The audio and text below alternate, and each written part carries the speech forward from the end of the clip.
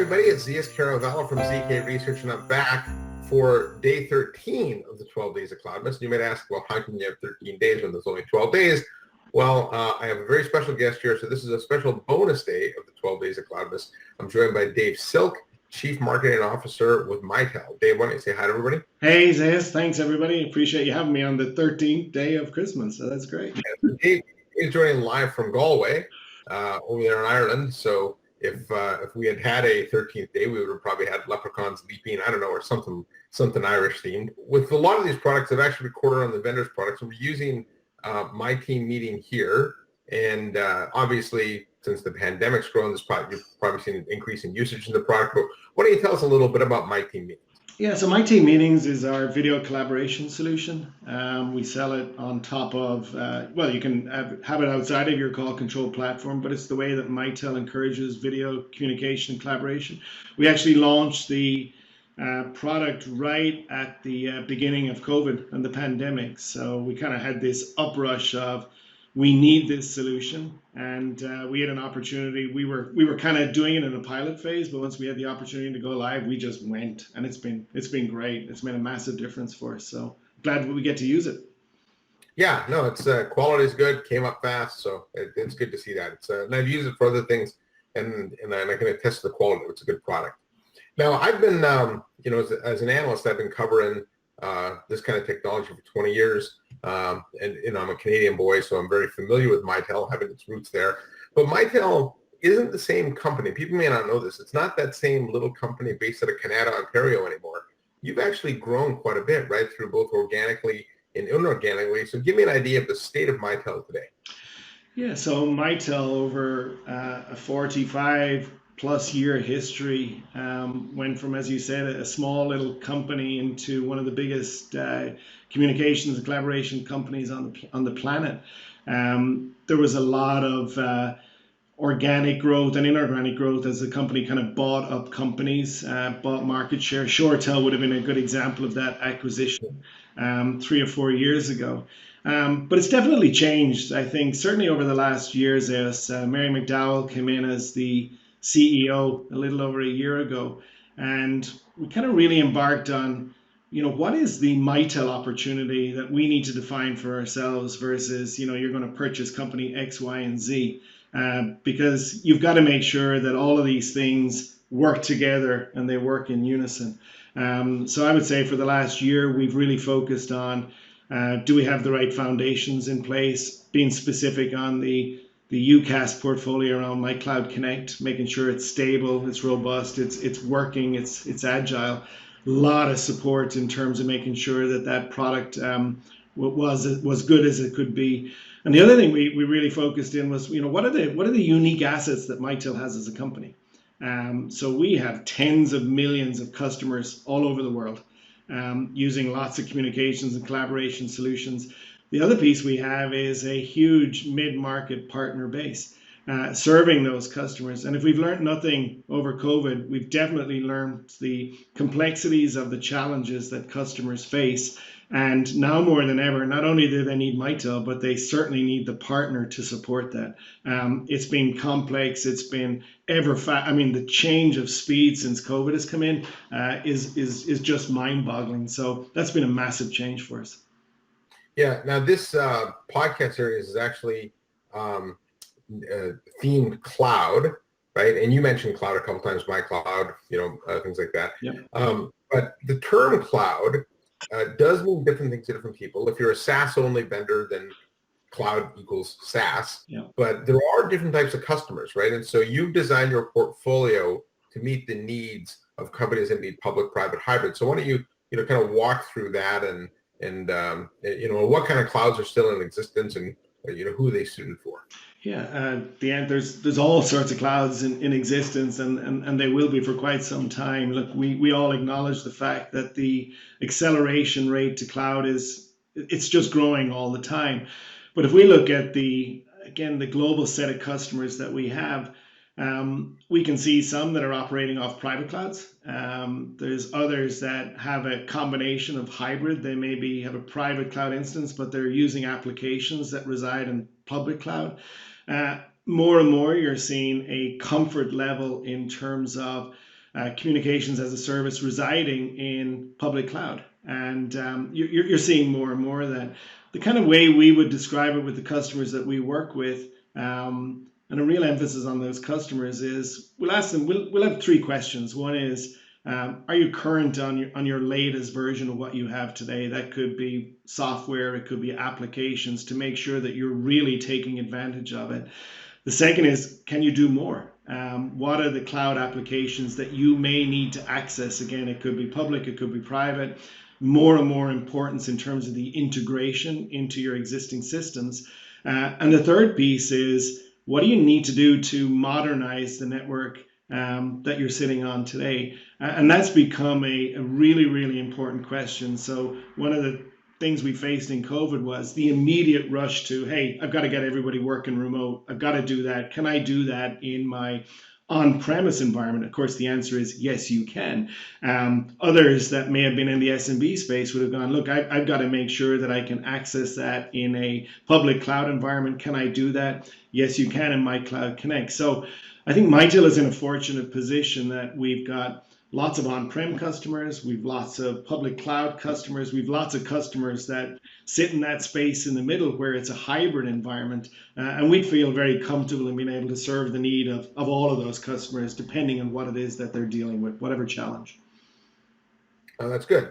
And you mentioned mid-market, and you recently held an Analyst Day, and your CEO, Mary McDowell, actually came out with, really what your mission statement is, right? And that's to be the communications leader for the mid-market. Yeah. And so that's sort of an interesting statement because a lot of companies serve large enterprises and small companies. What's unique about the mid-market, and what are some of the challenges you do that you're uniquely qualified to solve? Yeah, well, I as part of your first question right at the beginning, we spent time over the last year really trying to define what is the unique opportunity that we have as a company, and more importantly, what's the need of the customer that we serve. And we found a couple of things. First of all, the largest piece of our customer base was sitting in that mid-market space, right? It may have been 250 to 1,000 users. The other piece we were clearly shown was that the partners that served those customers really understood the complexity of mid-market. And the transition that the mid-market was going through, specific to cloud, from the research we did, was slower than what we were seeing on the SMB side and on the large enterprise. So for Mitel, looking at the portfolio, looking at the partners and looking at the customers, the mid-market space made an awful lot of sense for us, simply because we felt very strong about the portfolio to address those issues. We knew for a fact that the customer base that we had, which is one of our greatest assets, were primarily sitting in the mid-market space. But the third piece, which was, arguably the most important, was the partners that supported those customers. And you can hear the bells across the road from me here, so apologies for that. But it just shows you how we're all dealing with remote life as we speak. And Zeus, the partners, what they were able to do, the complexities of those customers, they really were dependent on partners. They really didn't want to have an off-the-shelf, just UCaaS solution to say, hey, listen, I'll plug this in and play. They were looking at integration of applications. They were looking at how does my communications and collaborations fit in with other integrations and applications that I have in place today. And I think it's often underserved, that complexity in the mid-market. And we felt very strongly that that was an area that we could go after and really serve those customers. Yeah, the mid-market's interesting because small market, they can go to all SaaS offerings, right? They can do 100% of the cloud. Large enterprises typically have very large IT teams, yeah, and they're technically sophisticated. Where mid-market, you sometimes wind up having really sophisticated IT people, sometimes not. You wind up having lots of distributed people, sometimes not. Yes. And so I know a lot of vendors tend to stay away from it because of the complexity. So kudos to you for taking that on. Well, we go after it because we know we have a dependency on the partners that we work with. We are very strong in the fact that our go-to-market is partner first, and will continue to be. And nobody knows those customers like those partners and the challenges that they face. So I think for us, that focus just made a lot of sense. Yeah. All right. And so that was good. Thanks. Now, this is we're near the end of 2020, and I do like to ask thought leaders like yourself for a prediction So tell us what we should expect in 2021 in this industry. Wow, what a big question. If you asked me that this time last year, how many of us would have gotten that right? None. Okay, right? He was saying that, watch out for Oh, yeah, it. that's right. That's right. So there is one. I just think fundamentally organizations they've changed. They fundamentally have changed in the way that they're doing business. And even if we all go back and vaccines work and we're back in the office, that hybrid worker and workplace is here to stay in relation to the flexibility of the technology, the flexibility of people. And if you ask me to make one major prediction, and it wouldn't be a technology prediction, the prediction would be the importance of listening to the people and the importance of culture.